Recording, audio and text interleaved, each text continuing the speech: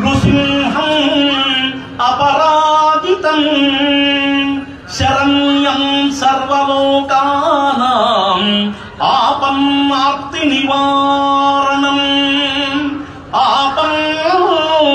ఆర్తి నివారణం. నృసింహస్వామిని ఎందుకు వేడుకుంటామంటే ఆపదలు పోగొటానికి.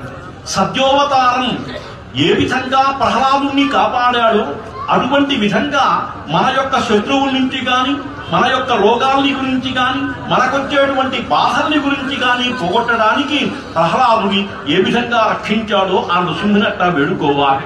కళ్యాణ మహోత్సవంలో ఇప్పుడే పుణ్యాహం అనేటువంటి కర్మ చేశారు.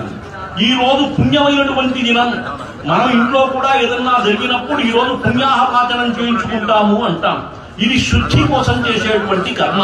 ఇప్పుడే చెప్పారు. సస్యాభివృద్ధ్యర్థం ఈ పుణ్యాహ కర్మలో కూడా వరుణదేవుణ్ణి ప్రార్థిస్తాం. వర్షాలు బాగా కురవాలి, పంటలు బాగా పండాలి, మేము సక్రమంగా ఉండాలి.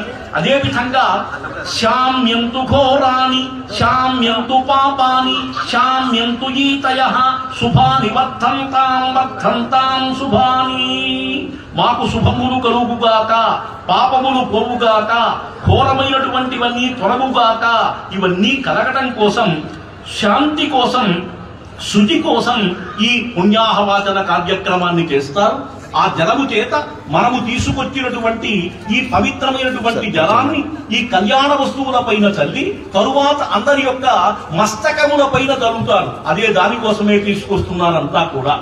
ఈ పుణ్యాహవాచన జలం గంగతో సమానం. గంగ ఎంత పవిత్రమైనటువంటి జలమో అదే విధంగా గంగాదేవిని ప్రార్థించడం వల్ల మహాతల్లి నీళ్లలోకి వస్తుందంటున్నారు. కాబట్టి ఆ పవిత్రమైనటువంటి జలాన్ని అందరి యొక్క మస్తకముల పైన జల్లేటువంటి కార్యక్రమాన్ని మనమంతా కూడా చూస్తున్నాం. ఈ నృసింహుడు నిజంగా సత్యం విధాతుం నిజ భృత్య భాషితు. చిన్న పిల్లవాడైనటువంటి ప్రహ్లాదుని యొక్క వచనాన్ని తప్పకుండా రక్షించడం కోసం స్వామి వచ్చాడు. ఎక్కడ నీ నృసింహుడు స్వామి స్తంభంలో ఉన్నాడా? ఉన్నాడు. ఎక్కడున్నాడు? స్తంభాన్ని వెంటనే మోదగానే స్తంభావతిర్నః న మృగో నరోయం.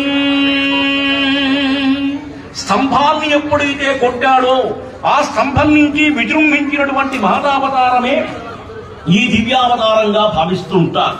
గర్జయంతం తర్జయంతం నిజ భుజ పటలం స్ఫోటయంతం స్ఫుటంతం రూప్యంతం తాపయం